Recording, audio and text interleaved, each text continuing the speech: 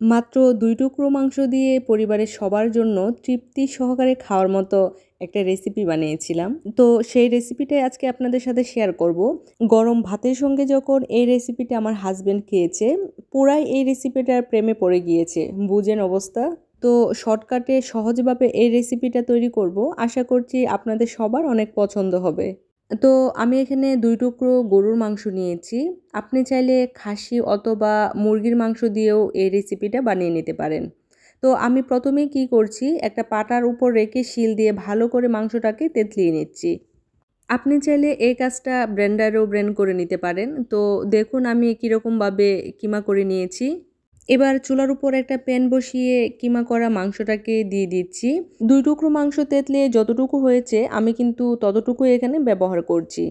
আমি এখানে 2টা রসুন খোসা ছাড়িয়ে ব্যবহার করছি। দিয়ে দিচ্ছি 5 টুকরো আদা, মিডিয়াম সাইজের 6টা কাঁচামরিচ আর 3টা শুকনা মরিচ। আমি কাঁচামরিচ আর শুকনা মরিচ 2টাই ব্যবহার করছি। আপনি চাইলে যে কোনো একটাও ব্যবহার করতে পারেন।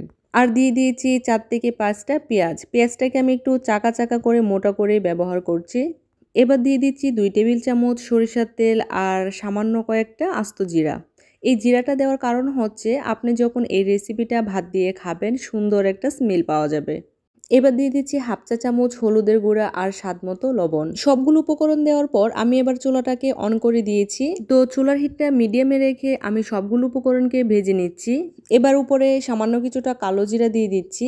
আপনারা সবাই জানেন কালো জিরা আমাদের শরীরের জন্য কতটা হেল্পফুল। তো এবার ঢাকনা দিয়ে ঢেকে দিচ্ছি আর সিদ্ধ হওয়া পর্যন্ত অপেক্ষা করছি। ফিরে এসেছি 5 মিনিট পর। এগুলা কিন্তু সিদ্ধ হয়ে গিয়েছে। আমি কিন্তু এখানে এক্সট্রা কোনো পানি ব্যবহার করিনি। দেখুন একদম সুন্দর করে কিন্তু ভাজা ভাজা হয়ে গিয়েছে। এবার আমি চুলা থেকে কড়াইটাকে নামিয়ে নিচ্ছি। এখন যেটা করব সেটা হচ্ছে আমি কিন্তু কড়াইটাকে একটু বাঁকা করে রেখেছি, যেন এই মিশ্রণটার মধ্যে যে এক্সট্রা তেলটা আছে সেটা আলাদা হয়ে যায়, যেন মিশ্রণটাতে কোনো এক্সট্রা তেল না থাকে। এক্সট্রা যে তেলটা বের হয়েছে সেটা পরবর্তীতে যে কোনো ভাজিভুজির কাজে ব্যবহার করা যাবে। আমি মিশ্রণটা একটা ব্লেন্ডারে জারে নিয়ে নিয়েছি। আপনারা এই কাজটা চাইলে পাটা শিলেও করে নিতে পারেন। আমার কাছে যেটা ইজি মনে হয়েছে আমি সেটাই করেছি।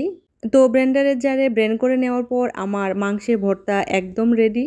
তো আমি ভর্তাটাকে ছোট ছোট বল আকারে সার্ভ করে নিয়েছি। তো আমার মাংসের ভর্তা একদম রেডি। তো আমি আজকে যে রেসিপিটা করেছি সেটা মাশাআল্লাহ অনেক বেশি মজা হয়েছে। আপনারাও চাইলে বাসায় একদিন ট্রাই করে দেখতে পারেন। সবাই ভালো থাকবেন, সুস্থ থাকবেন। আল্লাহ হাফেজ।